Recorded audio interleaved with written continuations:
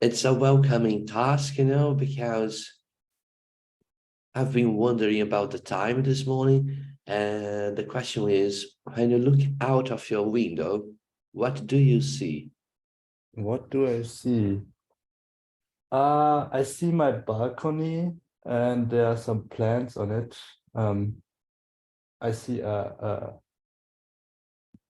I don't know the name of the plant. But, yeah, it's sunny weather. I think the sun is coming soon, so I see some light and some green bushes in the balcony.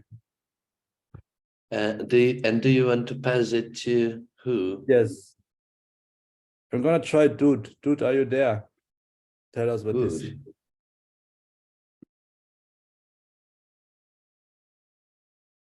Dude is still not there, I think. So I will ask Sarah. Oh no, Soro, sorry. I will ask Soro. Soro, are you there?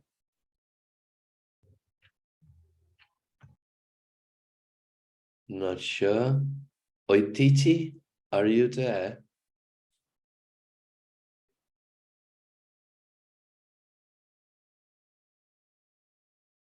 And Bastian, good morning. Are you Yes, around? morning. Hi, Oititi. Sorry. Good morning. Good morning. So, what do you see when you look out of your window? When I look out of my window, I can see people and on your screen you are available. Then I can see some participants. There are about 11. Cool. And let's see who else is here. Simon, Okay. Simon, are you there? Yes, I am around. Hello, good morning, everyone. Good morning. How are you? Please tell us. Great. What do you see when you look out of your window? Yes, it's morning and I'm looking out. I see people digging, their trees being moved by the wind, animals being grazed, and it's just an amazing appearance. Super. That's what I see.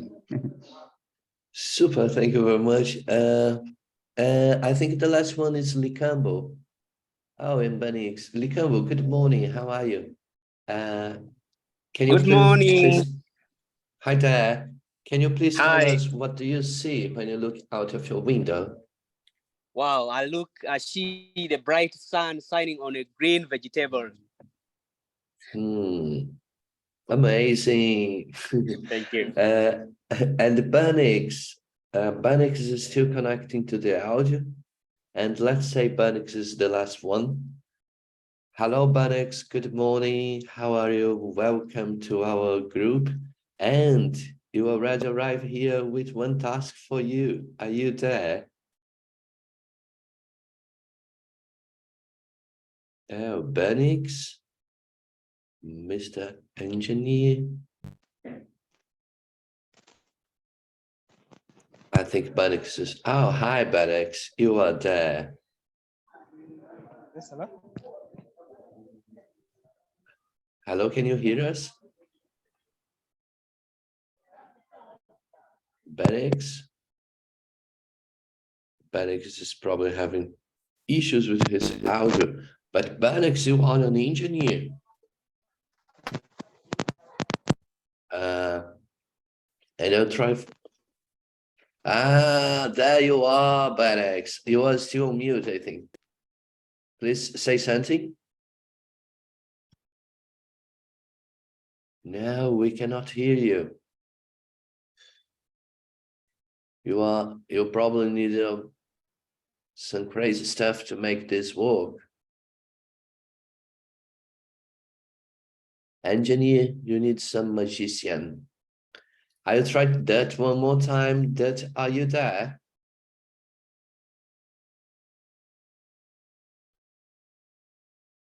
Okay, so I'll go by myself. And that will be the last one. I live in a high building, the 19th floor. And when I look through my window, I see all the city around. And to the left side, I can see the sea, out the seafront, up to the south. And when I look to the right side, I can see the lagoon, because there's a lagoon around the city I live, a huge lagoon. And in between then, I can see small piece of the remaining of the Atlantic forest. And this I'm just imagining, because it's 4 o'clock in the morning and I just see lights now. But basically this is the panel from one window. And it's good to know now that what a little bit more around ourselves, you know, and around our environments, to know where are we. Every day is different, this crazy road.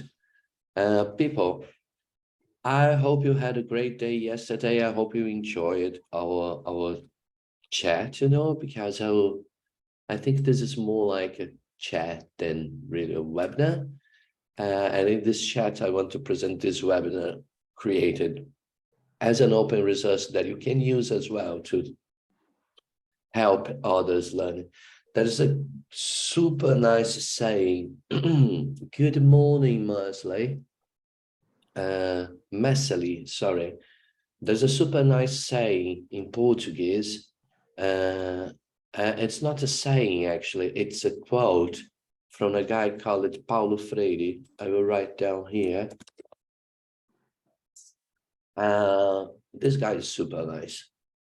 And he said once, no one teaches anyone, and no one learns anything alone. And I like it very much, you know. I think no one teaches anyone, no one learns anything alone. And it's super. I just want to thank you again for being here today. So I will share my screen. I suppose Adriano is still not here, and hopefully he will join us as soon as he wakes up with his cup of coffee. Cup of coffee, sorry. And I will share my screen so we can follow in the progress of our. We can also have an idea. I had an idea, people. I will share the screen here and let's decide what's better. Share. Oh, I'm sharing the better way. Stop sharing. I will share again. Desktop 2. Yeah, that's it. So I think this might be better. And I will just share with you one more time the link for the webinar, so you can replicate it in your community and admit. Just let me copy. I'll go to the chat here. And here you are. Good morning, OEG. And I brought the chat down here. I had an idea. Adriano, some years ago, he released a super nice book called Copy Fight. It was around 4 to 5 years ago. And this is the website. No, this is not the way it is. Copy Fight. It's this one here. And they released a book. It was a conference and then become a book and then become his thesis. I would love to see the book itself. So maybe if I ask for the book in Portuguese and then I go to image and I'm still with being here. Oh gosh, impossible.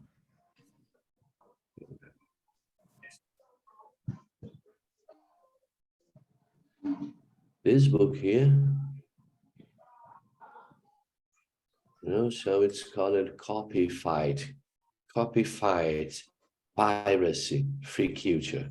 It's a super nice book around open license, free software, free open source, copy left. You know, copy left is the thing. You probably heard this with a lot of people already, but Adriano is super into copy fight. So I invited him to talk about, to chat with us, you know, around the licensing, open license, and copyright here in these three things here. And then in the end, we would present our projects, you know. I saw the, oh, thank you. So, and then later we would present our project.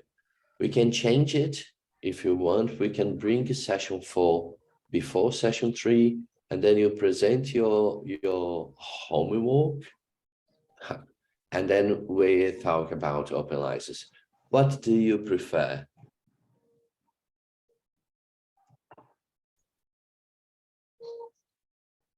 The good thing is that we can add it and change it, and then it become true. So it's open to you.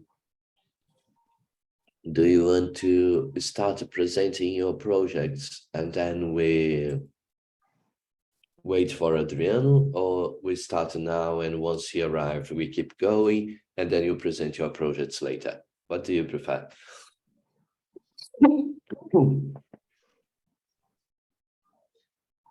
People? Any Are you there? opinion, anyone? Feel free to. Ground control to major tone.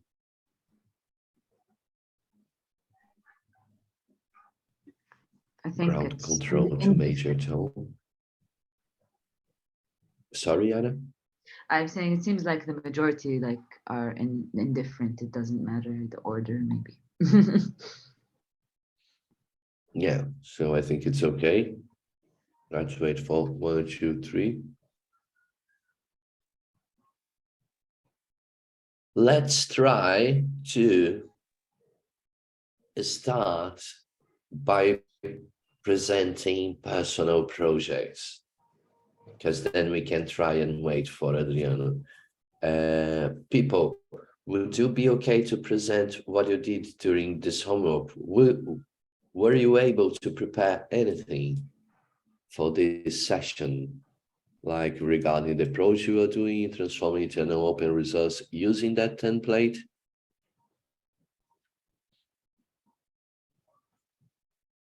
People, I am afraid you are all dead.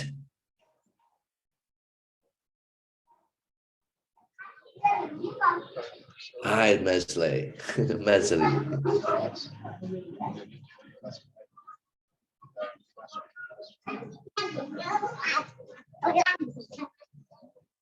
Mesley, I can barely hear you.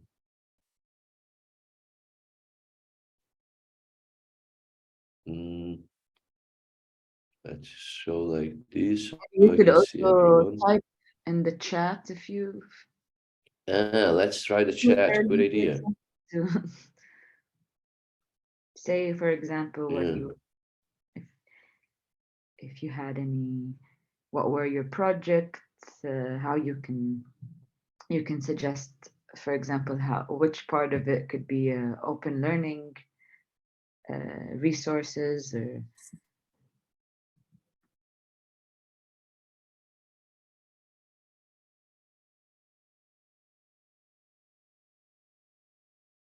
I sent a message on the chat.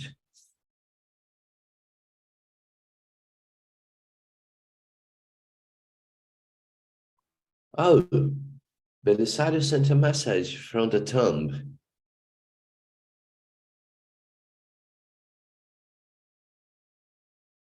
All right, decided we will join at 9:30. I think it's okay, you know, so I don't know what time is it. It's in Britain now.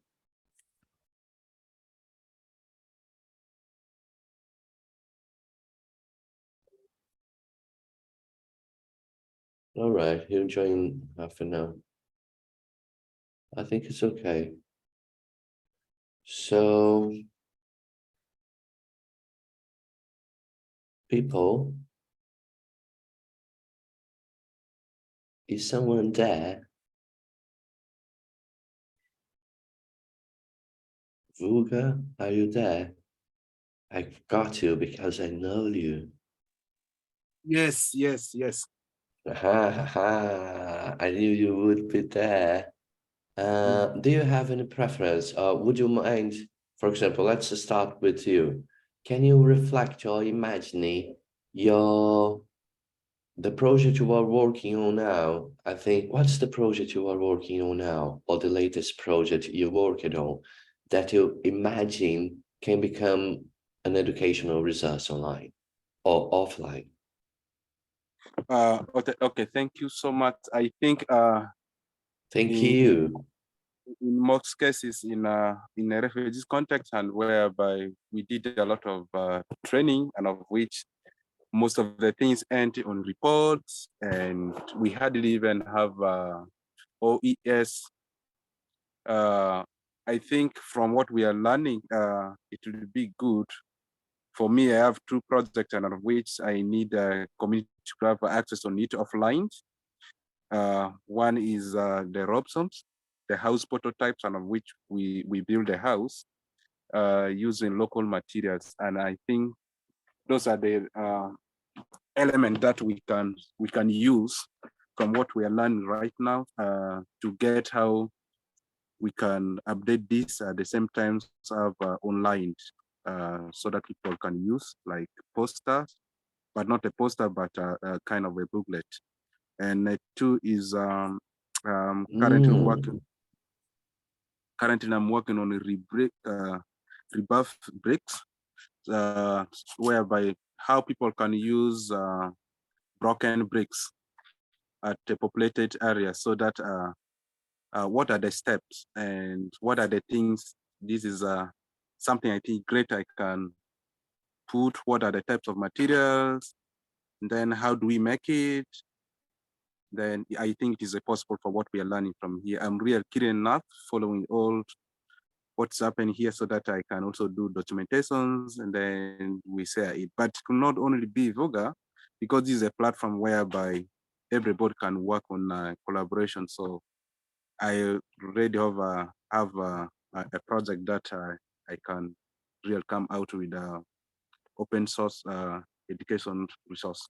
Thank you. Well, thank you, Vuga. Thank you very much. You know I'm a fan of your project, right? So there are some, I don't know if you know this project here called the Wiki House. Have you heard about it? Not The really. Not really. What I did was I did wiki factories. I document one of my projects. Yeah, I know. It's here. I don't know if everyone know, but the Vuga project's here. And it's already documented, you know, critical working projects. I think it's here, right?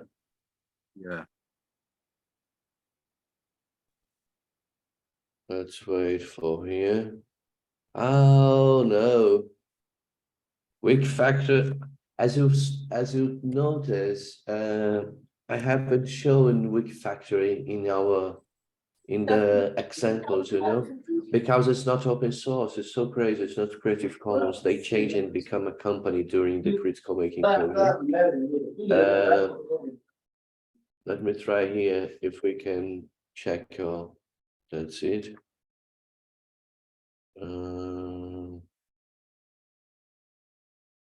Here.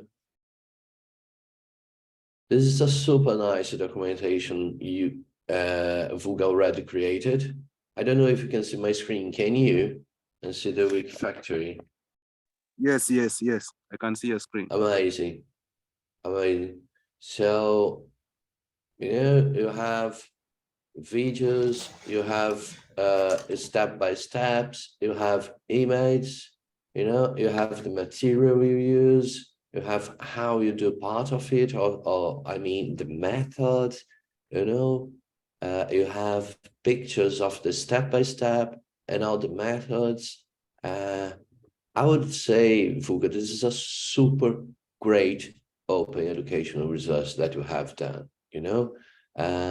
What's the link physical virtual internet, make us to share it using here, you talk about the things and you have the link to video below.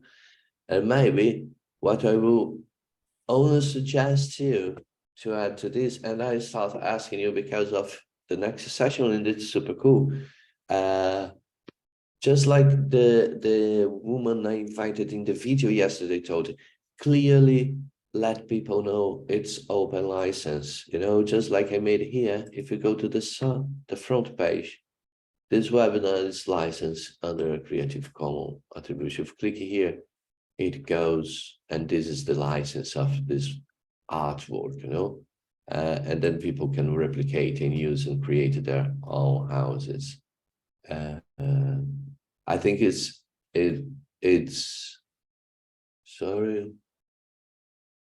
super great what you've done here, so far, and you can of course always improve things and develop better and better each day, and of course also share in another platforms, but after all, it's just a really nice example of open educational resource ASKnet crew are already doing, so congratulations, Vulga. Thank you very much for your project, and thank you very much for what you've been doing. Anyone else? Do anyone else want to share? You don't need necessarily to share a really nice and red project just like the one from Vulga, because Vulga had a lot of time to finish this one, but at least an idea from what you've been working. Just one more thing, Vulga, before we quit here. As I told you, we've been working with different trainings, piece of trainings with people around. All those pieces of training can become an open resource, and then you can use, for example, a simple platform to create it, just like, I don't know what I'm doing here, sorry. I'm kind of blurring my screen. Yes, Eva, please. Yes, hello, good morning. Can you hear me? Yes, very well. Okay, I'm in a very remote place, so internet is not so good, but hopefully you could hear me. So I'm coming in from the angle of Google's ICT initiative. So we have a project that we've been running throughout COVID. It's a pilot and it's called Classroom on Phone. And this project is about actually developing learning content for students, especially in STEM, because usually remote learning for practical sciences is a bit complex, but we were able to collaborate with some teachers and come up with some content. So we deliver this content in form of podcasts. And since we are dealing with communities that are not so connected to internet, we are using SD cards. And these cards are used in feature phones to be able to access this content. But we also upload on some online channels like Spotify, so that people who are able to have internet access can be able to access this content. And right now it's in the piloting phase, but we are looking at how to scale it and be able to deliver this content to different communities. And right now we are also working on an open science framework for classroom experimentation. We are trying to come up with use cases of how communities, how schools that don't have access to laboratories could be able to use these resources that we are working on to be able to do practicals using also local materials, local reagents, so that they're able to run experiments cheaply and also in the comfort of their classrooms or back home. So yeah, that's it. Well, super nice. Is this the program you are doing? Yes. So we have some content that we publish on the Edge of Adventure, but mostly it's on Spotify right now. It used to be on Anchor, but we are now moving the content to Spotify. And then we have a few videos of the students running these experiments that we've posted on our YouTube channel. And of course, the license is CC. So anybody Oh, can this one actually use here, our right? videos. Yes. Mm. And we I'll also share have both some links. of this content on SoundCloud.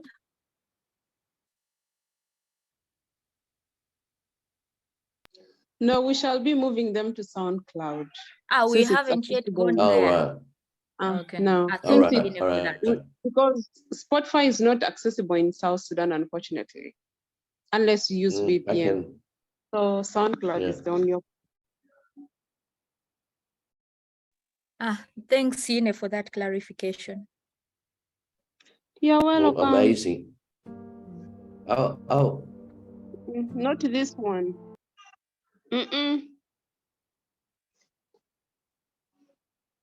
Move Let's play what is down. there, Eva. Classroom on phone. The second, yeah. Yes, that one. Can you hear the sound? Yes, we can hear the All sound. right. My name is Felix Lino. I'm from Senior 2 class, San Daniel Combined Secondary School. It was a pleasure for me to join this experiment. It was very nice and interesting where we learned how to separate some of the mixtures and our observation was put into consideration.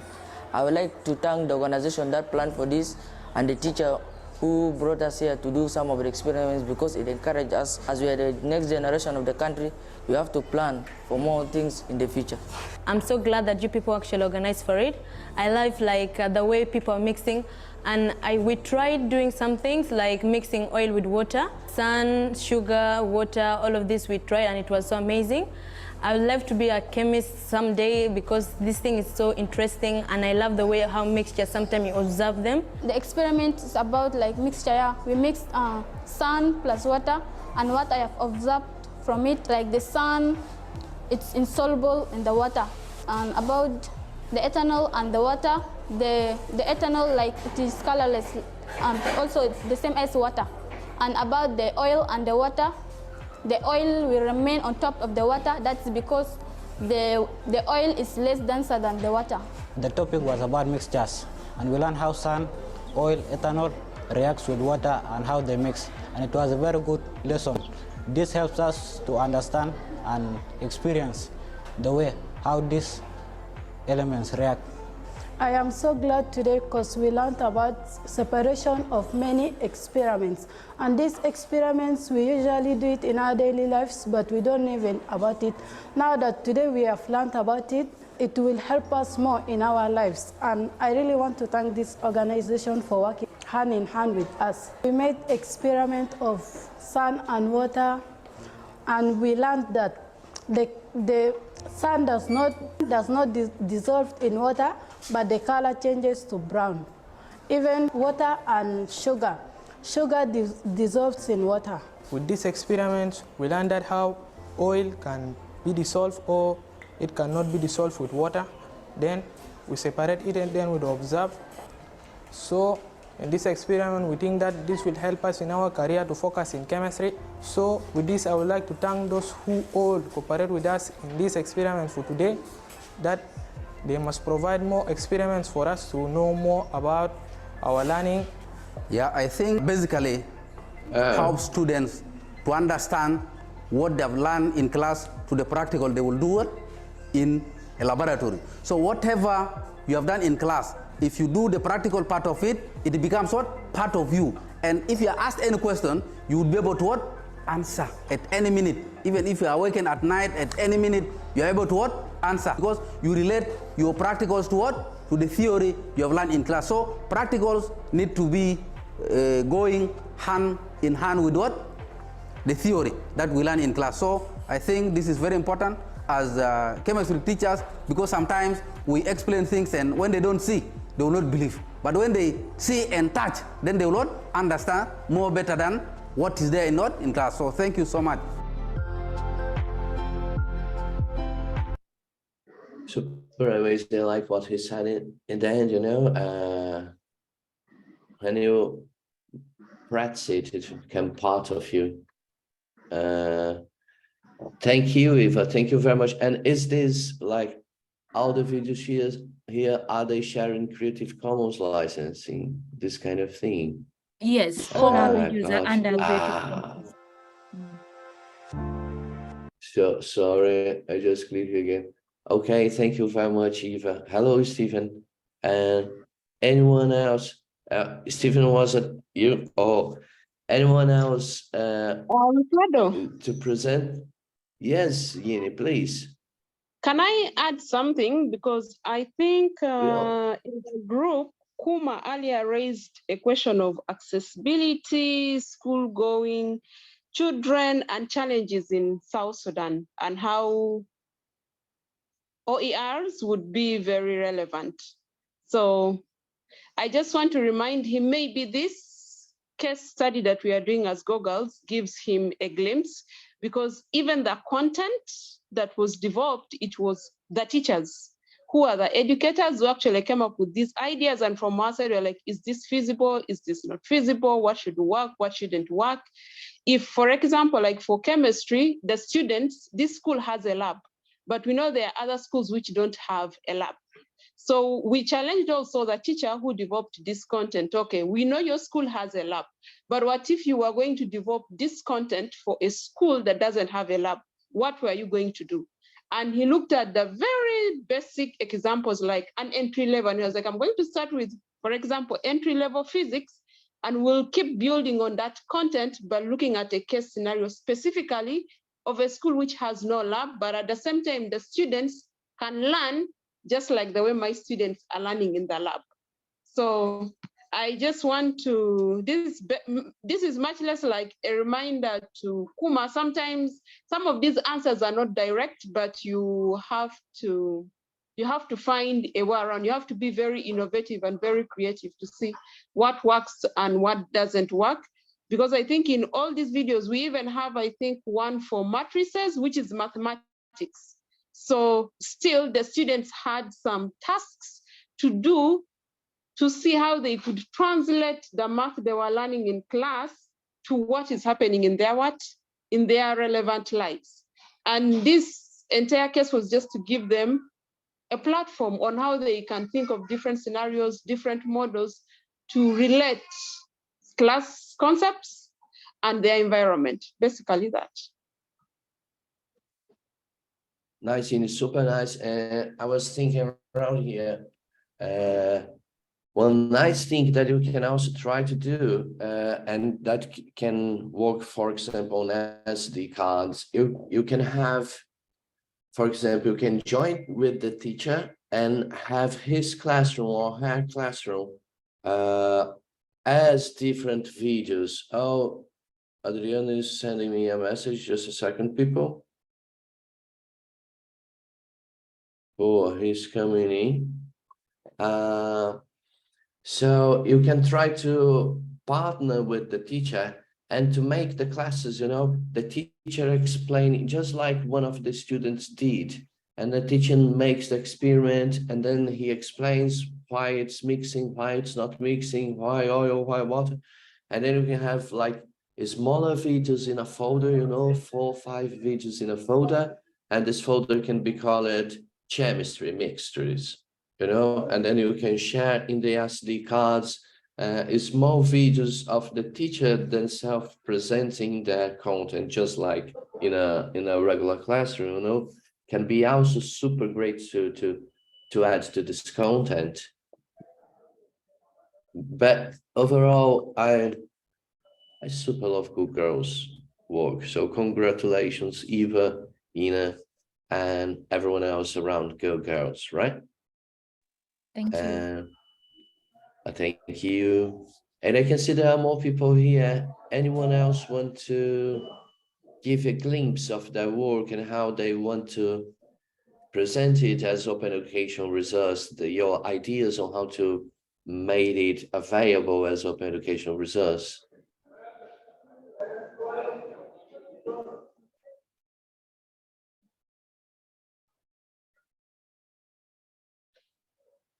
Kuma, looks like you want to speak. Do you want to say something?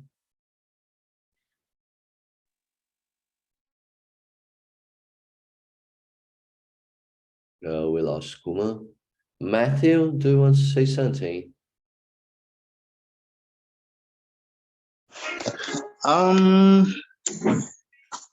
Actually, what I want to say, it's just bravo to Googles for such initiative. It's really a cool one, and I think something that can be replicated in also some other places, especially the remote areas. And good enough is that the video can be watched even in smaller phones. So that is something amazing. I'm so grateful for the team.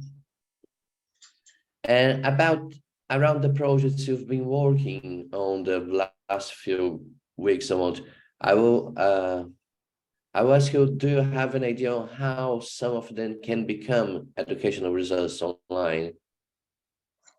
Not necessarily online, sorry, just like the one from Vuga, you know, Vuga is a pamphlet. But do you have any glimpse of idea? About the Googles project, or?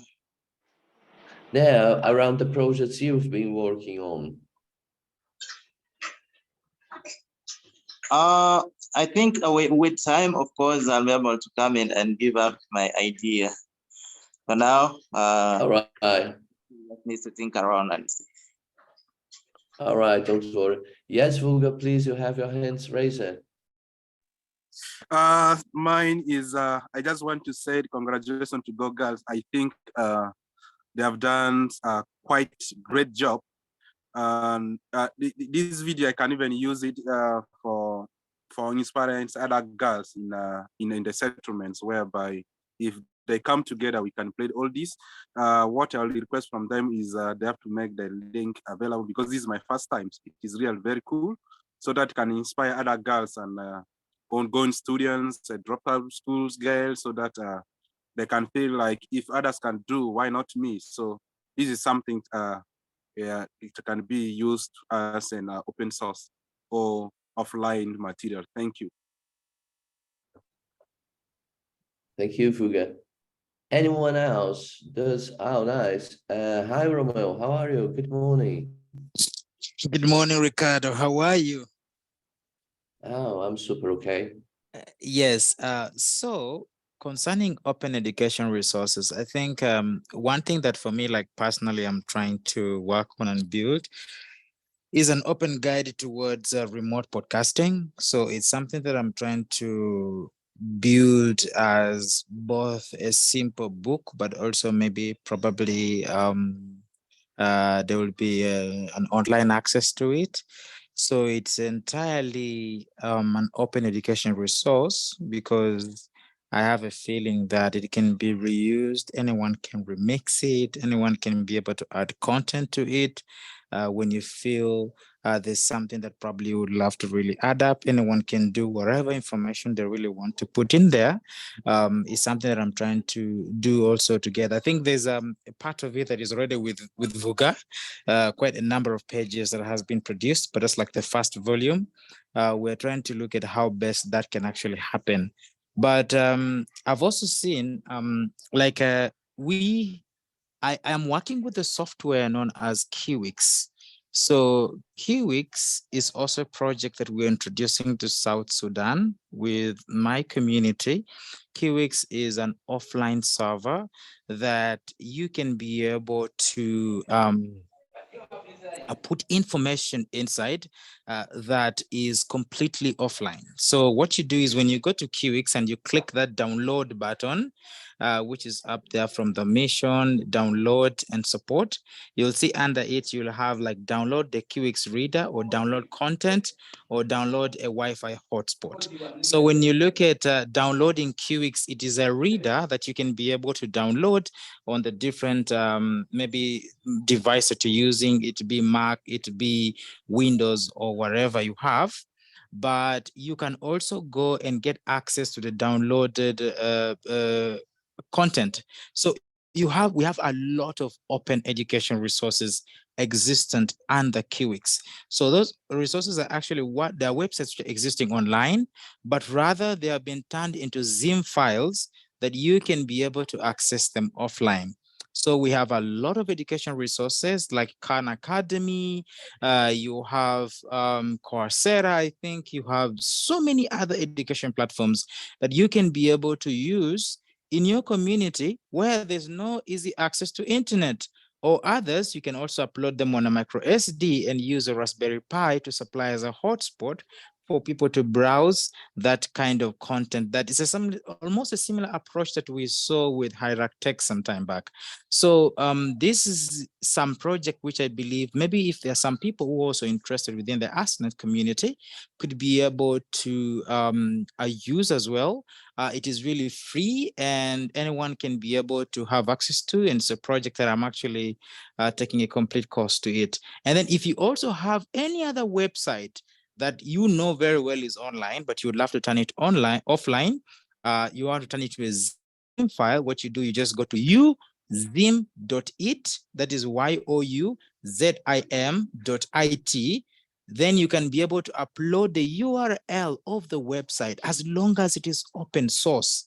So when you click on that URL, you can upload it there. Then you turn that particular website into a Zim file that you can easily access it offline and it will be read by the Kiwix reader. So I just felt like I should share this to anybody who would find this very interesting and also who would love to see how best they can be able to, have the content. Because right now we have a lot of open learning guides that have been produced. We have the field guide that has been produced, that we can be able to turn those guides and also some of the website within the ASKnet network into offline accesses, and people could be able to have access to them, and you can be able to extend education content even to remote areas where there's no internet. So yes, thank you so much. I felt I should share that with people. Thank you. Thank you, Romeo. Thank you so much. Super, super nice. Vuga, I don't know if you still have your hands raised from your first handed raise, but do you want to say something more? Oh, sorry, I think, let me lower it down, sorry. Don't worry. And Stephen, please.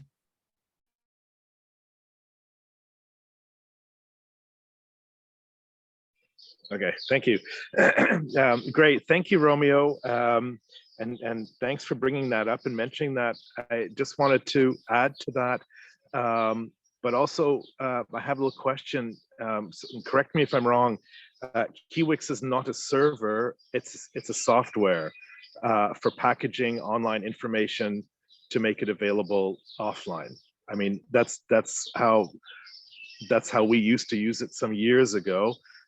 For example, it's like the best tool that I know of to package Wikipedia content and be able to share it offline, but it's not actually a server per se.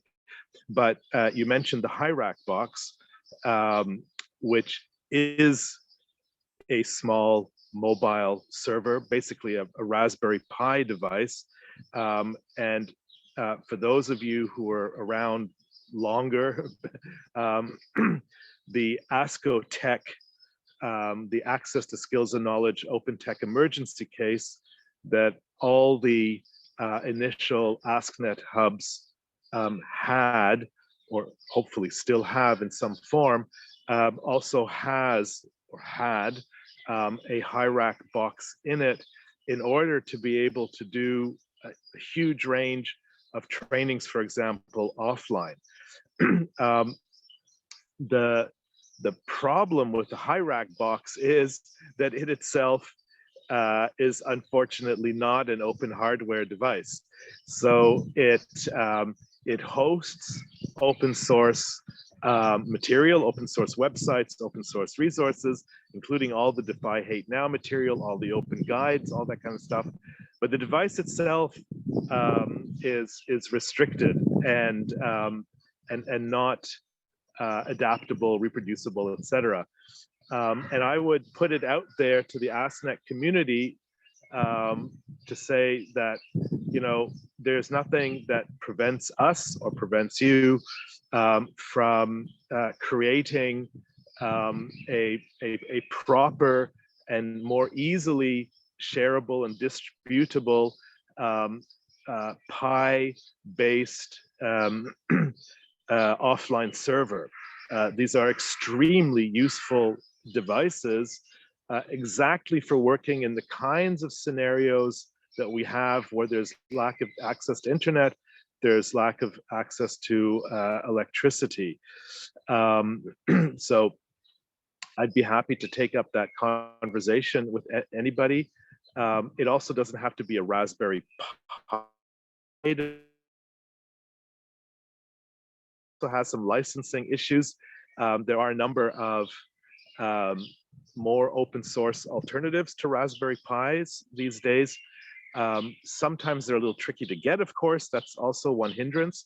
But I think this is also something which responds to the question that Kuma had about how better to use and access open educational resources in offline environments. So such mobile devices like a Raspberry Pi type offline server using Kiwix to serve up material is one excellent and very flexible, very mobile way to do it.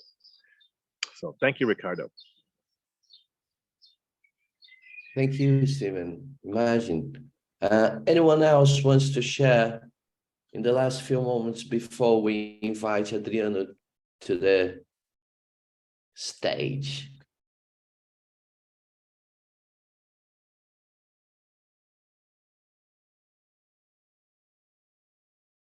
So it's still connecting.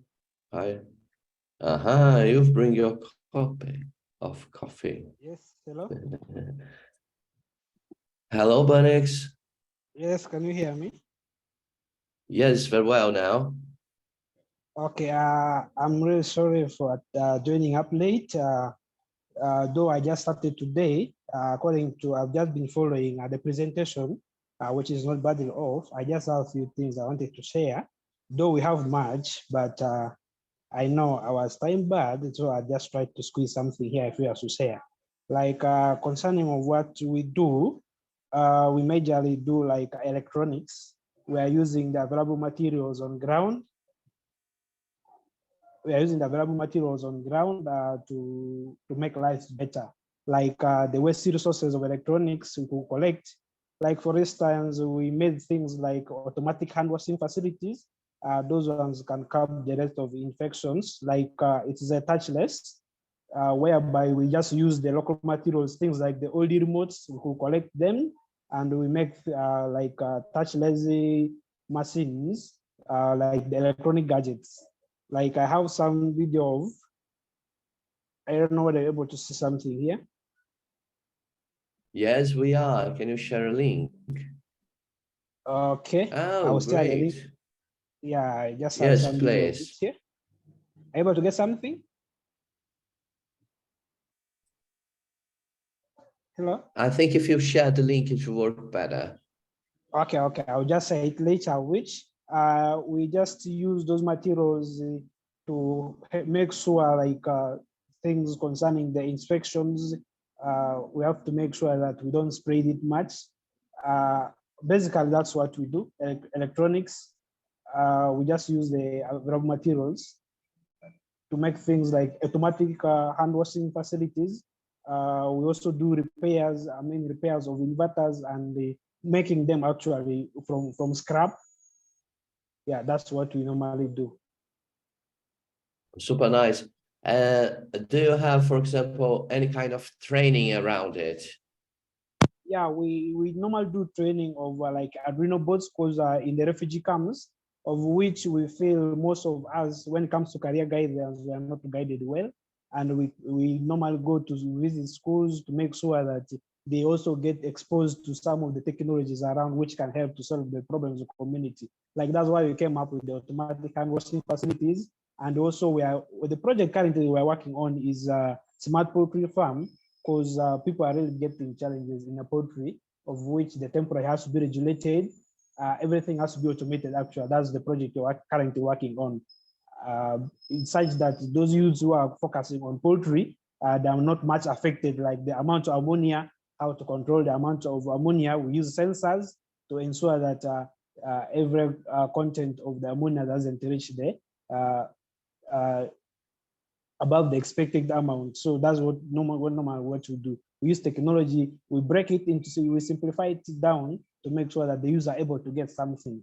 Like we go to schools and ensure that what they learn in class actually, we put it in practicals. That's what we normally do as CIC team. This sounds super nice, and it would be super interesting to you to have to share this content. You know, the method. Some years ago in Brazil, we had this huge movement called meta-reciclagem, and it was basically similar to what you said. You know, recycling, repairing, and rethinking technology through appropriation of hardware, and yeah. It became a national movement in Brazil, and to become a national movement in Brazil, and it's not a new rating, it's super hard, you know. The only thing to become a national movement in Brazil are ratings, but to have a project, a repairing project, and it just happened because it was super well documented. It was a mixture of wikis and different platforms and blogs and discussion lists, that the main topic around was how to document how the things around repairing, you know, how to create a lab, how to install a software, how to look the video, share the video with us, and then we can also play it here. Would be great. So thank you very much, Banex. I will invite Adriano to join us now. He's here. Hello, Adriano, as I told you before. Adriano is an old friend from old times when he used to be not so old. And I just want you to present yourself, maybe, Adriano, just like everyone did, and tell us, when you look out of your window, what do you see? Well, good morning, guys. Can you hear me well? Yes, very well. Amazing. So my name is Adriano Belisario. I'm also Brazilian as Ricardo, and yeah, I'm currently living in the UK for a short period of studies. And basically, I'm a journalist, but I'm always worked with this intersection between open source technologies and culture and media. I was also part of this meta-reciclagem movement that Ricardo mentioned, and well, several other initiatives in Brazil related to this free software movement and digital culture, as we used to say in the old times. More recently, I've been working specifically with data science. So my current research is more orientated to think how can we use data science methods to document and to identify human rights violations, right? Using open data on the web. And well, what I see when I look out of the window, basically it's some cars passing by, and yeah, people walking, not very unusual, pretty common scene. And yeah, I'm really glad to be here. And I was able to join just like in the last 20 minutes, but I was really impressed by the projects. Yeah, and I'm glad to share and to talk with you. Thank you, Belis. Not a coincidence, maybe. Stephen was the first person that told me that peace is an old-fashioned word, you know. So it's interesting that you will work with this. Adriano is trying to use these data sets to learning around the shootings in Rio de Janeiro. So it will grab information around gunshots in Rio de Janeiro area and try to bring up data around that or something like this. So maybe we can talk later. It's even organized nice events called Peace Hack Camp. And it relates so much with Peace Hack Camp. But back again, Adriano, the reason why you are here is because we've been discussing open educational resource for the last day, and almost everyone here, but not everyone, are part of a network called ASKnet. And for the last 4 to 5 years, maybe even more, they've been producing a lot of content, trainings, podcasts, videos, this kind of thing, but never so far. Most of the projects are not organized as educational resource or documented in a way could be nice. And of course, when you talk about open educational resource, we're talking about open licensing, you know, and this last hour of the meeting is to understand a little bit more about open license for open educational resource. And I would ask you briefly to explain what is an open license, man. What is to license openly? Okay. Well, I will try to introduce a little bit of this idea of an open license and also share some ideas and thoughts regarding this whole concept of documenting things and why it's important to document. So starting with like this very basic question, like why should we document what we are doing and the methods and the outcomes? I guess that I could mention a couple of reasons, and then we can start to talk about the license itself, because the license doesn't matter if you don't have something to be licensed. Like if you don't have a piece of text, if you don't have a piece of video, basically doesn't make sense to license, right? So why should we take some time in our very busy lives to document things when we have already so many things to do and so many things to deal with, right? So I guess that one very important aspect, as Ricardo mentioned, in the case of meta-reciclaging, is to enable collaboration, enable networking. Basically, when we document and we share what we've been doing, we allow people to know that we exist, and maybe people that have similar works or can contribute somehow with our initiative, they can, well, get in contact, and then we can, well, start collaborations that wouldn't be possible without documentation. And another reason might be just like replication. People that maybe not necessarily will contact us, but they might have like some interesting, some similar interest that, well, they could use some of the methods, or they could use some of the approach to affect their own community, to change their own reality, right?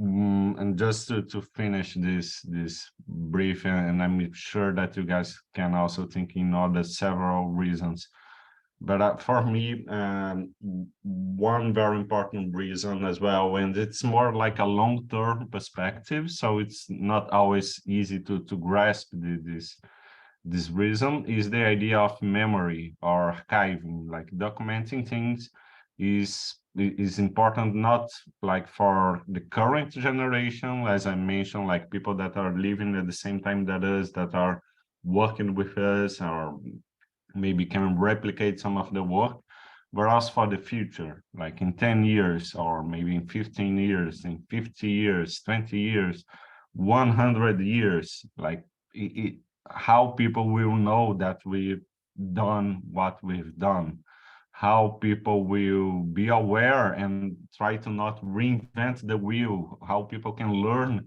from not only our successful experience, but also from our failures. And that's also, I guess, another very interesting thinking thoughts is that we can also document our failures, not just like what's good, but went like very well, but also what was not good, what was not like what how we initially desired and why.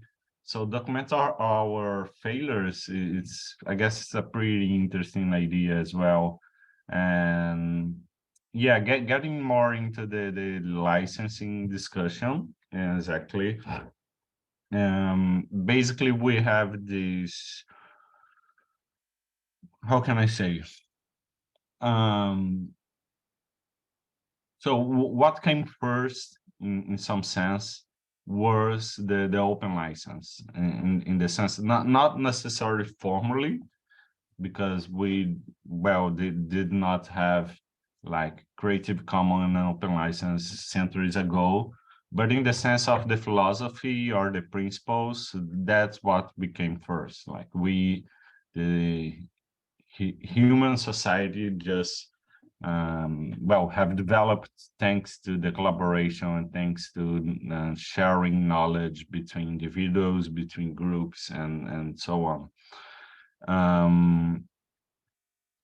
And then we have, like, at some point, this very Western idea of creating monopolies of knowledge, monopolies of resource, natural resource, and from my perspective, the creation of copyright and intellectual property are very connected to a process of extractivism. And in the same sense that we talk about extractivism about natural resource, we could talk about extractivism about knowledge and, well, these more material or resource that's culture or scientific knowledge. And this is, of course, very connected with another idea, very like a typically Western idea of an individual, like as if an individual would be as an I guess someone is trying to ask something, or no, I think it was a bug. Okay. So I was saying that, yeah, from my perspective, this like copyright and intellectual property notion is very connected to the idea of this Western concept of an individual, which is kind of self-contained, like as if an individual could be assigned as the full creator, the only creator of an idea or a cultural expression. And then we have this emergence of copyright laws and intellectual property laws to create institutional ways to, well, make sure that this monopoly works. And it's very clear from, if we study how these copyright laws have changed over time, we can see that's pretty connected to the, especially in the last century, it's connected with the interests of like big industries of entertainment, like Disney, and there is a very famous fact that like every time that some of the main creations of Disney was about to get into public domain, they have changed the copyright law in the US to make sure that it's still like Mickey would be still only for Disney commercial interests. And basically at some point, like in the end of the last century, we had the emergence of a movement that tries to use the copyright law and subvert it in a way. And basically the idea that you could use the copyright law to make sure that people will, to break this monopoly, right? To break this exclusive rights. And it's interesting to think in exclusive rights in the sense that we are actually excluding people when we adopt these copyright laws, right? So all rights reserved. And we have this initially in the free software movement, right? Creating the GPL and other license that allowed people to collaborate and share codes. But then more recently, we have an kind of an expansion of this concept for any kind of creation, or let's say text, videos, and so on, with especially the Creative Commons, probably the most famous license. Basically, I suspect that most of people here are kind of have an idea of what Creative Commons is, or maybe I actually have used it before.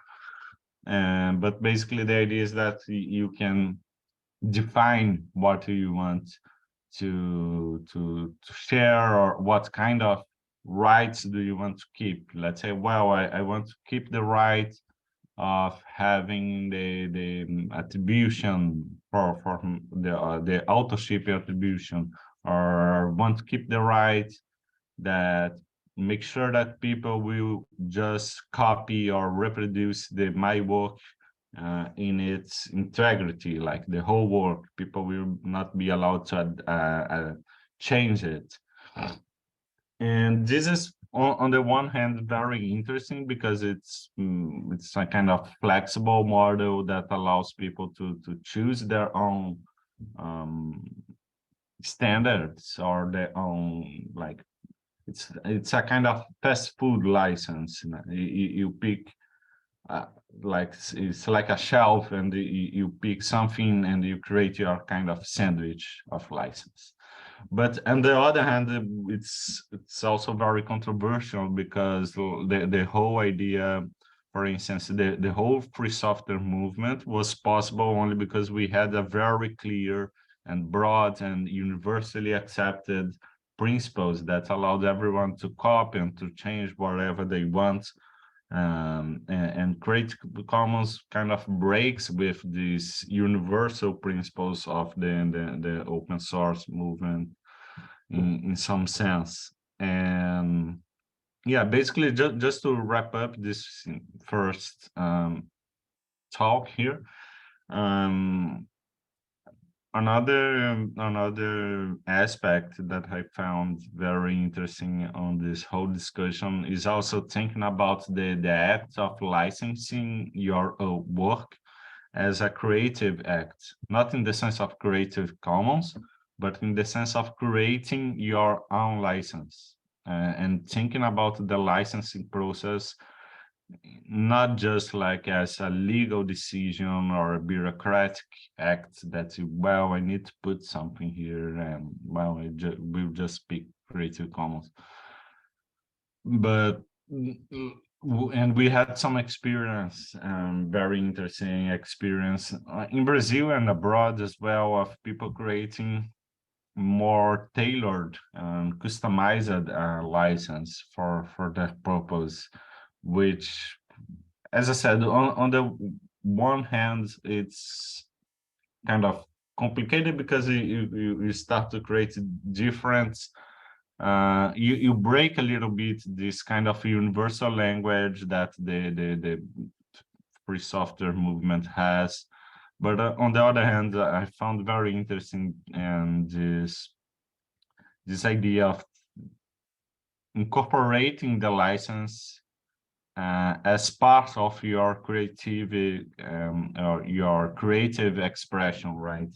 And thinking, what do you want to allow, or maybe what do you want to engage people? For instance, you could say that, well, this work will be free for educators and so on, but if someone, if a company wants to train a large artificial intelligence using this work, well, then they need to pay for me. So you can create this all kinds of combinations and announcements, using the license as a way to announce to the world what you would like to be done with your text, your video, your website, and so on. And yeah, I guess Adriano, I Yes, like please. very much the idea said the individualization, you know, it's this very Western idea that showed you that you are an individual that will be able to reach there, become an entrepreneur, just like Elon Musk can fail in your rockets, in your car, and your social media. But and it's super interesting how it relates to the chat here. Stephen was saying about the high-red box and how it was a good hardware. It's a replicating hardware, you know, it's a hardware that replicates Wi-Fi and create access points without internet either. But it was not an open hardware, so they had issues to move it around, you know, to different contexts and try to shelter different things and this kind of thing. And at the same time, someone shared the model of Wacoma, you know, and Wacoma is a similar product, but it's open hardware and it has a growing community nowadays, and it's super, super nice. And the difference is that when you create something as high-rack box, sorry, and you keep it closed, and you say, no, this is my invention, I'll become an entrepreneur, I'll make a lot of money out of it.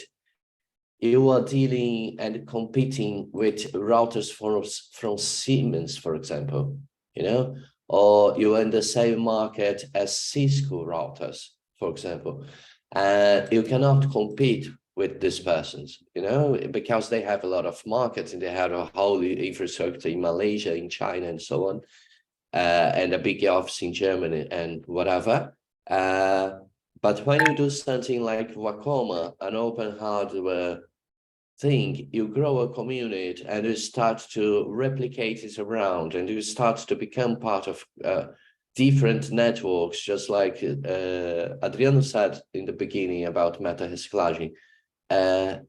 Your product grows, you grow yourself, your community grow, you know, so at the same time, it is going against this model of privacy, intellectual property, is also a way of saying no to this idea of the Western capitalist system that everyone is an entrepreneur, you know, everyone should run as entrepreneur. I will play a video. I invited this woman also to talk to us. I don't know her name, but I will play a video with her explaining what is open license and how does it work in the perspective of open educational resource alone. Educational resources are automatically copyrighted when you create them under US copyright law. So let's say that I wrote a textbook, for example. I own that and nobody can use it without my permission.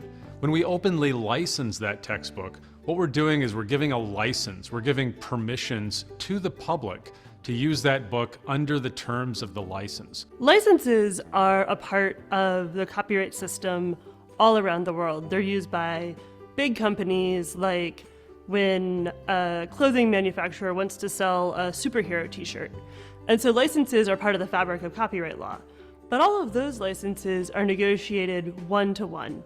So when a company wants to use a text or a song or a character or part of a movie that belongs to a different rights holder, they have to have their lawyers sit down with the other lawyers, and it takes time and money. So adding a Creative Commons license to a work is like saying, hey, this resource is free for you to use however you want. The basic Creative Commons license is the CC BY license, or the Creative Commons Attribution license. And that's the most basic Creative Commons license. And all it says is you can use this work, this copyrighted thing, this photograph, this book, this song, if you attribute it to me, the creator. The reason a lot of educators and governments more and more are choosing that license is that the only requirement is to give proper attribution to the author, to the original creator. That's really easy to do. It also allows you to remix those works with other openly licensed works in a very easy way. And teachers have always given each other materials, and if you know the person you're sharing the materials with, you can give them permission. But when you want to share materials with teachers across the country and potentially teachers across the world, you need a standardized way to do that. And that's what the Creative Commons licenses are.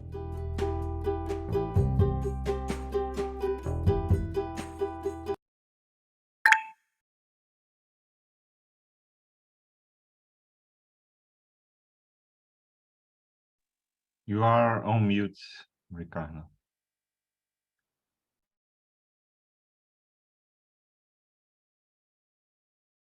This is so old-fashioned, you know, be on mute. So we had this idea of talking about now choosing a license software, but then as Adriano talked about Creative Commons, and also in the video people talk a lot of Creative Commons, I will change the order and let's understand a little bit what is Creative Commons, you know, because I know there are some really advanced people here that have been working with, especially with Stephen for a while and all the things around the Creative Commons and license, but I also know there are people here that are new to the team, so let's try to understand a bit more what are Creative Commons license, you know? So basically Creative Commons is a software. It's an, I'm not sure, but I think it's an NGO as well, or a foundation. Do you know for sure, Adriano, if it's an NGO or a foundation? I guess it's yeah, it's a foundation institute. It's a foundation, Definitely, I think yeah. so. Yeah. You see my screen Portuguese, and I won't be able to make it in English because I don't know why it says English here, but basically it's a place where you can choose a license for your work, you know, to use and remix the work you've been doing. So they have different licenses, including this crazy things here, CC by SA, CC by NC, but this is all anacrons for example, Creative Commons, I don't know what is this. By, you should say who is the owner of the thing. Creative Commons, who's the owner? Share alike, share the same way. Creative Commons, who's the owner?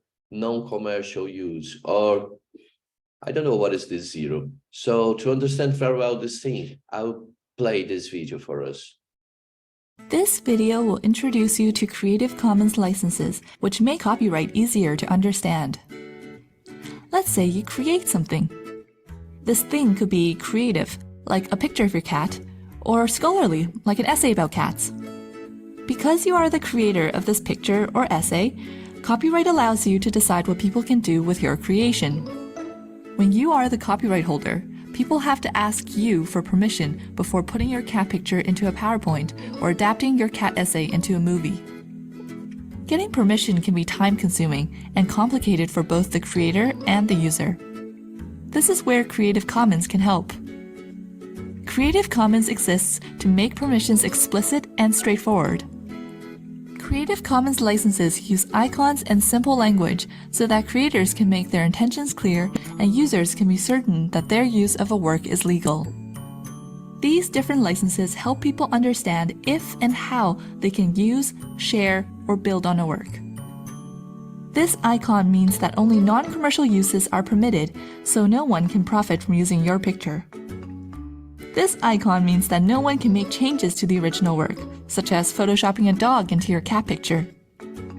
This icon means that someone can change your work, but their version must be shared under the same license as yours. All Creative Commons licenses give credit to the original creator, preserving your reputation as a creative genius while the world engages with your work. Licenses can be attached to most things, including blog posts, images, artworks, journal articles, and more. To learn more about Creative Commons licenses, visit the Creative Commons website or check out some of the other videos in our series.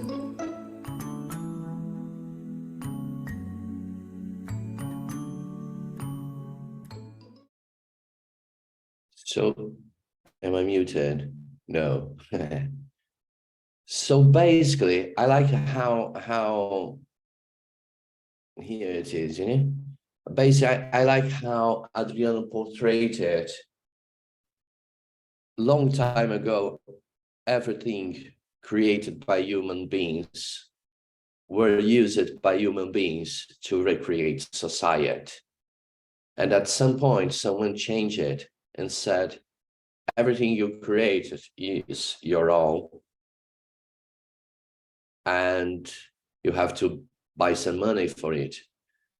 Good to point out that this law was not created for someone like Belisario, myself, Yara, or Yeni, but was created for someone like the Walt Disney. And then what Creative Commons do, a bunch of lawyers come together and said, look, if we need to have license to be the owners, we can create license where owners can share their work. And now, for example, hello, Jacksona.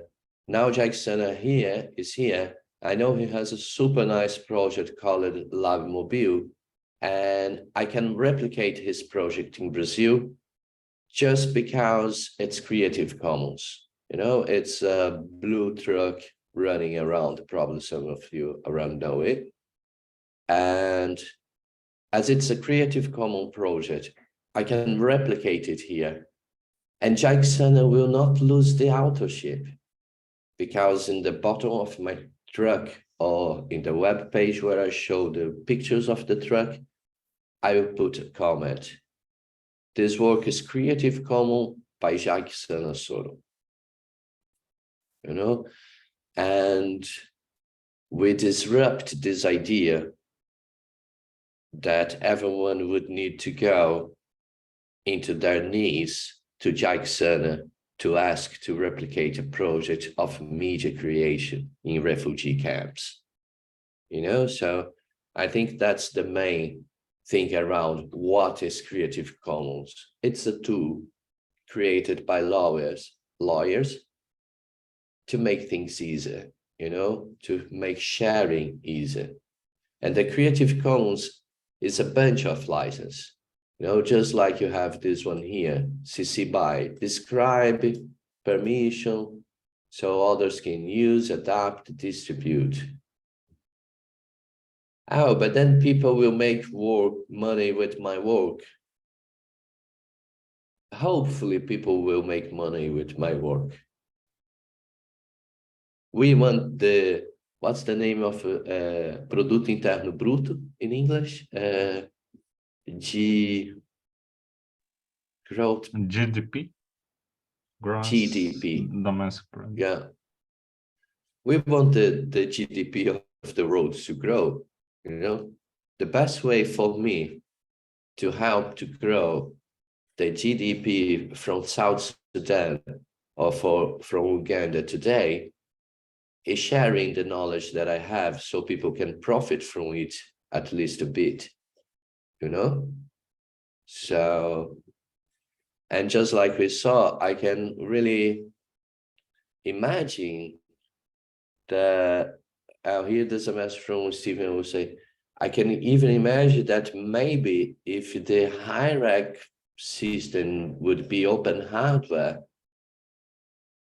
hierarchy crew would be now into international networks of suppliers, founders, hardware makers, distributors, and hierarchy would be a real option for a favela in Brazil, for example, or for a countryside in Argentina, you know, to help some indigenous community in Mexico. But as they are now stick to the idea of authorship and ownership, they have to compete with Elon Musk, you know? So, and basically, how do you choose one of these licenses? You go to the website, /choose, and you select. Do you want people, people can adapt to your work. Can people adapt to your work? Yes, no, yes, but they have to share the same way. And then the license change here on the other side, you know. Once I saw a webinar from a teacher that she used to point on the screen for the students, you know, with her screen with the finger. It was so fun. So once you made it, it gives to you a piece of code where you can add to your page, and it shows something like this, you know. And this is optional part. If you really want to be authorship as the author, you can set the name of your work, your name, the URL of your work, so you can really personalize your license to really say who's the owner, or you could just say it's a Creative Commons license, you know. And it says to you, this is not a license of free culture, because I'm not allowing people to share my work. You know? So I would say, share, but say me, I'm the owner, and you cannot do commercial use of my work. Oh yes, you can do commercial use of my work. And then once it's done, you come here, copy and paste in your work, and it's done. You have a open source product, you know, open educational resource, open source software, open methodology, do it yourself methodology, and all those names around the open licensing attributes we have so far. People, any questions so far? Oh, let me read the thing from Stephen here. Yes.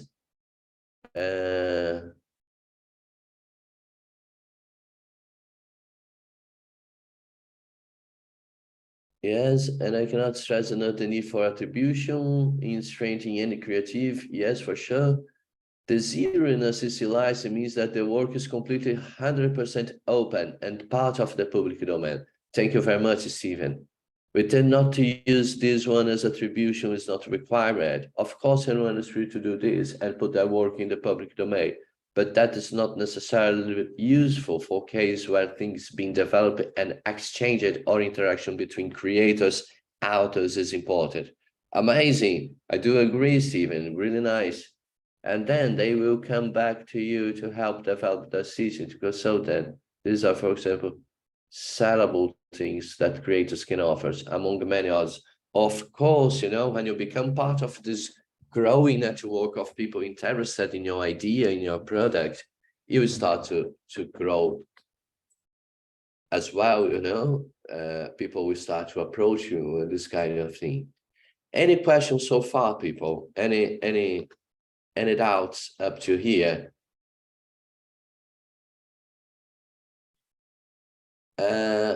And Adriano, before we go to the next session, I have a brief question to you. How is the best way to choose a license? When you use the Creative Commons, when you choose between the Creative Commons, when we use the GPL, when you go to create your own license, how to choose the best license for your artwork, for your work, for an educational resource, and so. That's a good question. I guess it depends on the type and the purpose of your work, and of course, Creative Commons the more standardized way to adopt an open license. Especially if we are talking about like cultural expression, let's say text, videos, websites, and so on. If we are talking about code, it's a completely different universe. We have a whole set of open license specifically designed for software, which I guess not exactly the focus here, since we are talking about open educational resource. So focus on open educational resource. I would say that, well, Creative Commons might be your like first like if you just wanted to share it publicly in a way that most of the people will understand, in a way that's very standardized across the world, probably the Creative Commons is a good option. But as I mentioned, I would like to leave this provocation, this idea of that we can think about the licensing as part of the creative expression itself, and not be limited to choose a set of predefined lessons by some lawyers and so on that came up with this arrangement of Creative Commons, which again, they are very good and useful for some purpose, but you might also, let's say, if you are in a more experimental project or maybe a more artistic project that you want to experiment with something different, you can try to come up with your own license. You can explore some alternatives.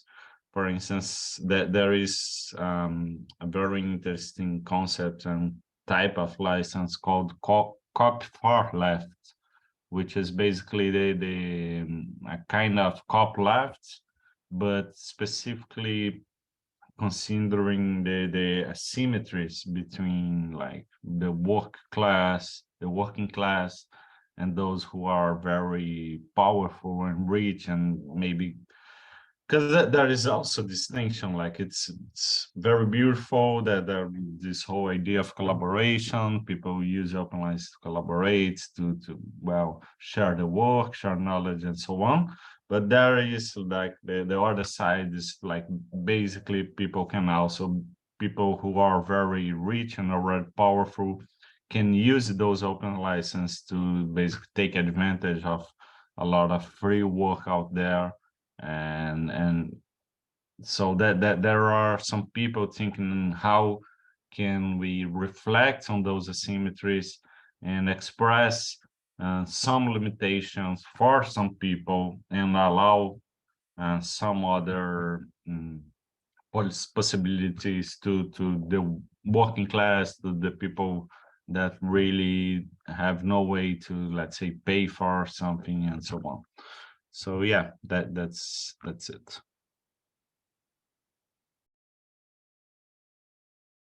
And I also remember a discussion, yeah, again, and I also remember a discussion during that time in Brazil, for example, if you open everything for free, all the knowledge, everything, what about indigenous knowledge about the traditional medicine and how the pharmaceutical industry would use that knowledge to create new products and not attribute indigenous communities and pay the real and official thing. So especially for biodiversity items and products from Brazil, you have to use a specific license, and some of the products and some of the knowledge from this more rich ecosystemic areas in the country, you are not allowed to use or to replicate or to sell this kind of thing, you know. So it's good to point out that also depends on, always depends in a lot of things. And that's a question from Samantha. Yeah, and there's an answer from Stephen as well, so I will share both of them. Samantha asked, is it possible for me to use my open license or sharing educational information or even stories and advice to some students, or is it only for creative edits and pictures? And then Stephen said, absolutely. It's also actually encourages people to use and share the material, accelerate your desire to get the information out. Exactly, you know, as much as you share for the better, you know. So I'll open the screen here for the last bit of thinking around open license, and I hope you, without the license, people will either hesitate or not share or not seek permission. So it's not what we want, right?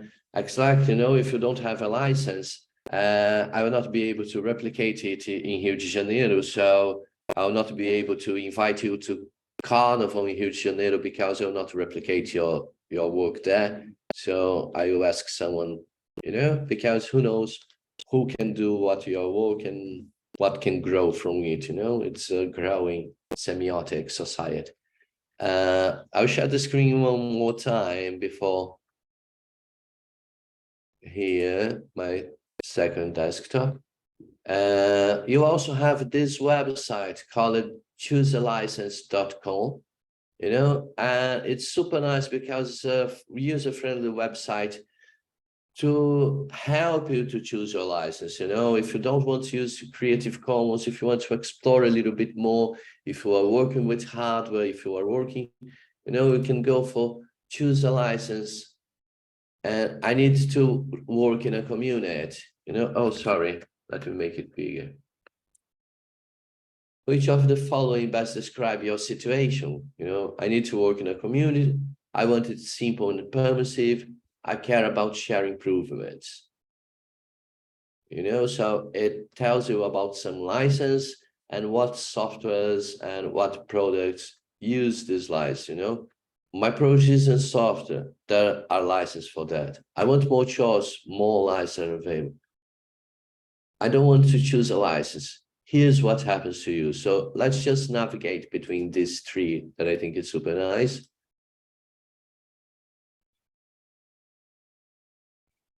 So those are the Creative Commons, but you have also seal for fonts. You have the Sun for hardware, FPGAs, you know, and 3 different ones, and some mixed projects that what, just like Adriano said, people experiment with license itself, you know.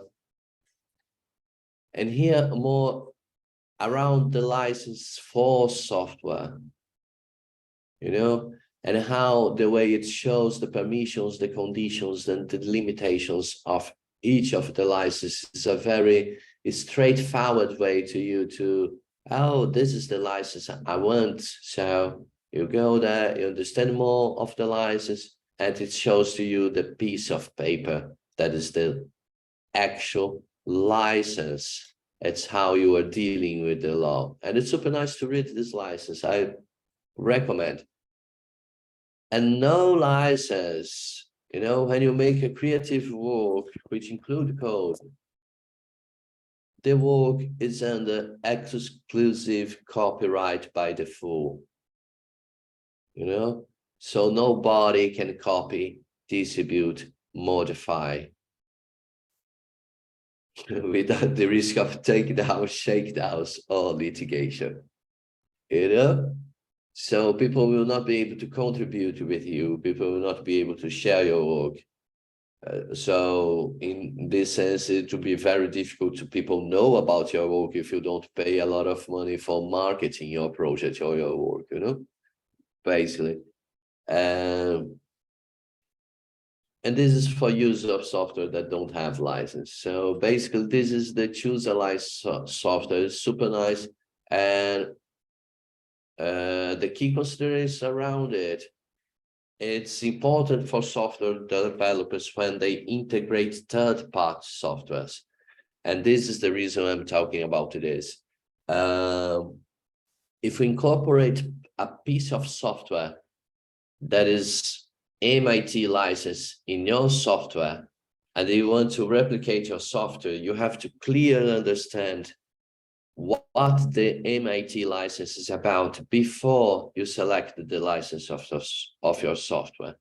And this is the same thing of a creative work, you know, because if you are using a piece of work of someone, and for instance, this webinar here, we are using a lot of work for other people, you know, the videos, the links, the piece of, if you do not, you have to check what is the license of that work? What is the attribution of that work? Because this depends the way you share your work with self. Is this understandable? Do you get it? You know, so this is something very important. Oh, a lot of things on the chat. This is something very important when you sharing your work and you are using work from other people. You know, you need to understand how they are sharing and how you should share the same way, adding your perspective, of course. Good question, someone. I missed part of the webinar, sorry, but the questions regarding. Oh, this is nice. Questions regarding open educational resource and the specific ASKnet funded deliverables. I can take this. One more thing, Yara and Stephen, as we start to go into the end of the session, I would like to know what phrases and logo I should use in the front page here, you know, together with Creative Commons, developed with ROG, with funded by so. Please share with me later. It's everything okay around this open?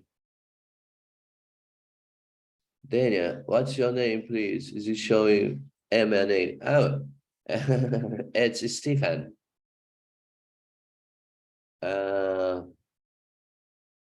Anything else from your side, people, around? And I will change the way. You know, the nice thing about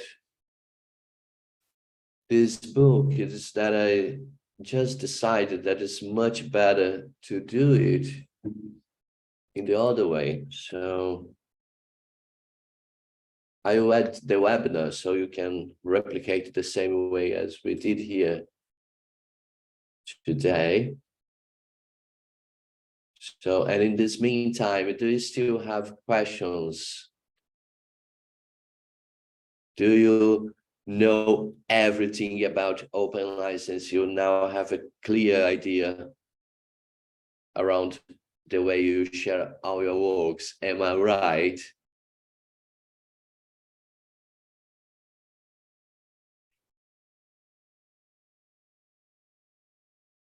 So we start with the personal project thing, and then we put Creative Commons.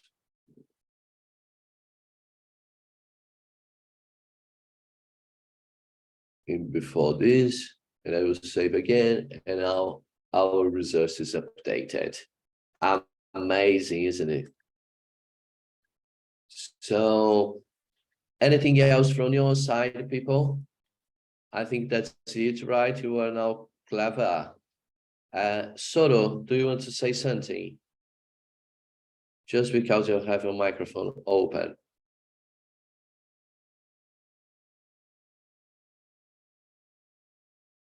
Okay, so we will move to the last part of our session. Do you have any, not the last, the one before last, any question regarding funding and open education resource with ASKnet?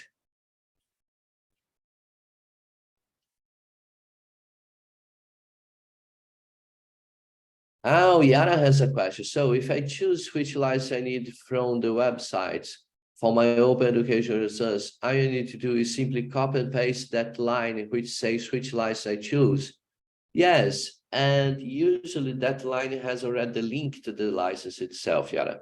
So you just have to copy and paste it. If it goes with link already, even better. You don't even need to add the link to it. Or print the icon and that line is saying, this is so nice because there are some things here in the bottom that is best practice for open license, you know? And the best practice, where is it? Here. Oh, best practice. I'll make it bigger because I'm not in the, let me go there. Copy. Because the public, all right.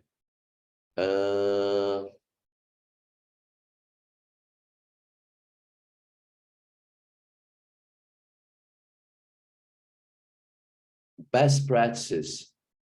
Indicate the license term, you know, this work is licensed under license and provide a link, just like Yara asked it.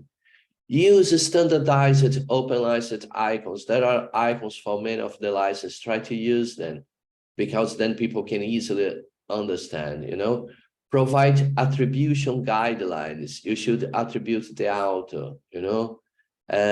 Try to choose widely recognized open license like Creative Commons, just like Adriano said, it's easier, you know. You can also choose a license for specific ones. Consider compatibility with different formats. You know, you are adding audio in your open educational resource, you are adding videos, you are adding images. You need a license that is compatible with all the things you are adding. Regularly review and update your license. Maybe you add more things to your material, maybe you change some content, add some video, you need to change your license. Encourage feedback and contribution. So consider incorporating open license that allow derivative works, you know. People can work from your work, can create new and better things from your ideas. It's good.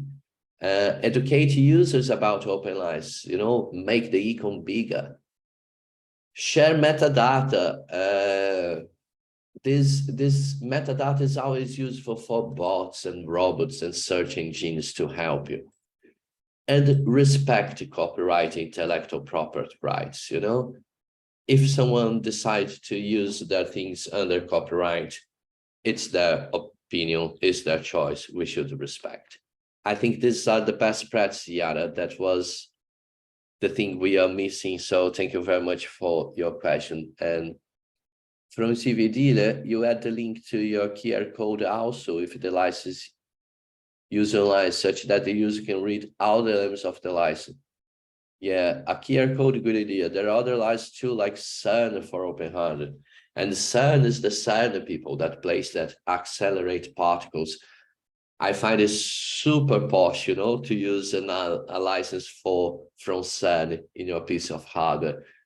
It feels so scientific. Last part of any other questions, you can also ask in the chat. All right, I think for the last 5 minutes of our meeting. Oh, yes, someone, do you want to ask something? I hear a microphone. Oh, it's you, Stephen. Yes, please. Sorry, I couldn't find that raise hands button quick enough. I noticed that there were some participants in the webinar from the organization called CIC, which whom we visited in Uganda and Rhino Camp together with our colleagues from CC4D back in April. They, for example, have been building some really amazing, basically homemade electronic devices. We talked then also briefly about the need, you know, to make sure that, you know, you can license these things and share them. Maybe if anybody from that organization is still here in the chat, you can maybe tell us a little bit about those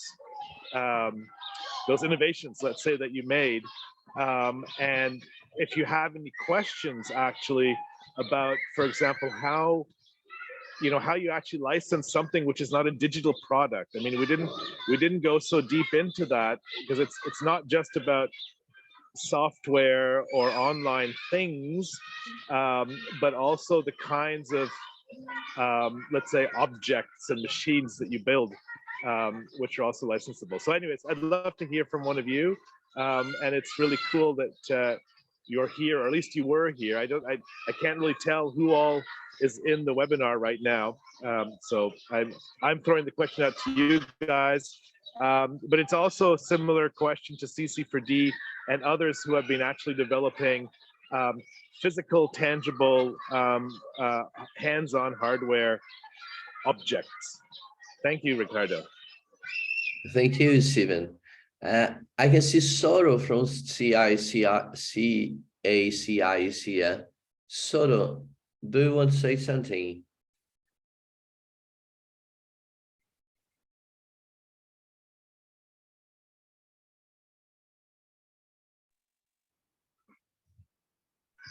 I think OTT Cosma is also from CIC. I'm not sure, but maybe. Yes, hello. Yes, hi, we can hear you. Yeah, you're talking to Banex, and my real name is Akwaje Steven Taban. I'm the founder of CIC, actually. Oh, cool. Yeah, the ED. Have you shared the link to the video? Yeah, I'm just actually working on it. As the colleague said, the other guy who is supposed to be uploading it is still some kind of business what you're going to receive. CIC, as I told you earlier, our work is to make sure we recycle those old electronic gadgets to make things that at least the community can use. Like we're looking at the health issues, we identified that problem and we solve it using that automatic hand washing machines, of which we use the old materials because of course financially we are doing bad as refugees. That's why we opt to use the local materials to make sure that we put the knowledge that we have into practice. Like we also concerning the security, we build the security alarm system, of which we also use the local materials. As I told you, that the project that we're working on is the smart poultry farm, which we really see that our youths who are doing poultry, they're really doing badly off, their birds are dying off. So we have to use the technology in order to solve the community problems, actually. That is the major thing. As for the documentation, we have everything there, as I told you, but we don't know which link we can share into. If you can help us with one of the maybe email, so that we can forward all the documentation, the video clips and some of the photos, so that they also be able to see. Super nice, Benex. Thank you. There's a link to the Telegram group. There, that's it. Yara, if you can share the link to the Telegram group in the chat, please, then everyone from CACI are invited to join the group, please, and then we can keep the conversation there for sure. There are some. Are you already using some kind of license to the hardware you are producing? Not really, because some of those things we really cannot afford them. Like as I told you, as refugees, some of those things, even going to internet, are sometimes a bit challenging in the refugee camp. So we could not afford some of those things. You find you want to do something, it requires you to at least. But yeah. So I know as you're concerned, as far as you're concerned about what you are doing, so we can also try our level best, and then maybe you can receive the information that you needed shortly. Super nice. Thank you very much, Benix. Don't please join our Telegram group. You are welcome. I have one question from Oititi here, Stephen, and then I pass it back to you, okay? Oititi, please. Okay. Yeah. Thank you so much. I'm not feeling all that well, but I am able to attend the meeting or the training. I do a lot of things here within the settlement to improve our lives in any kind of way.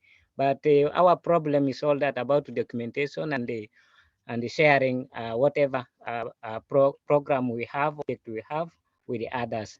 So I would like to appreciate ASKnet for this training, of which I've experienced now a lot that we are able to create some other links or websites through ASKnet from yesterday's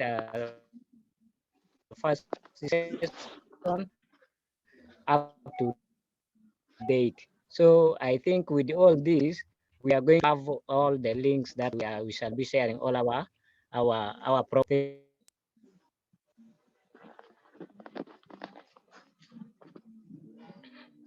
I'm afraid we lost you, Oititi, but okay, we could hear part of it. Yes, Stephen, please.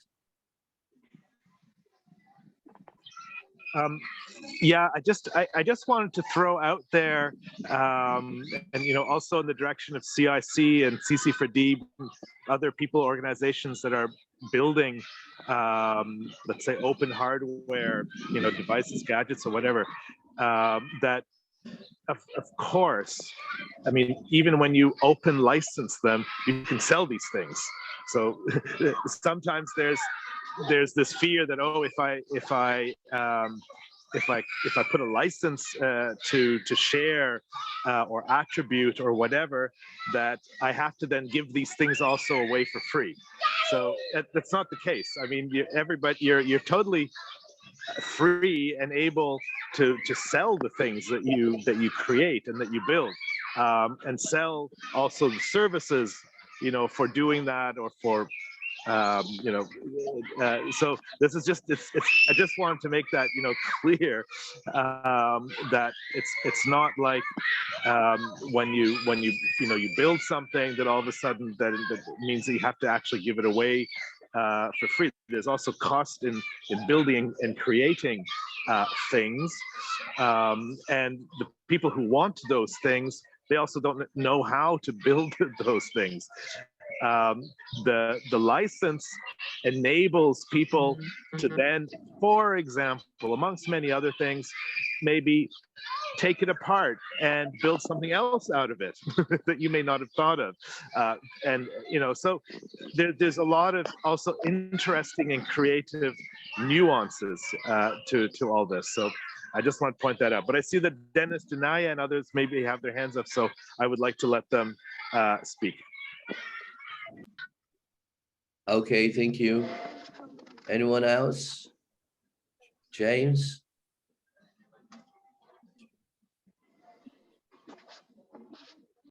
All right, people.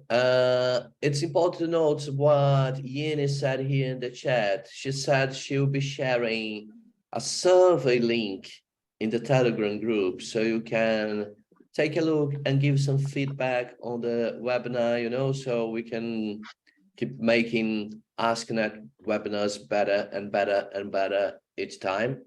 And also here, I would love to hear from you, some of you.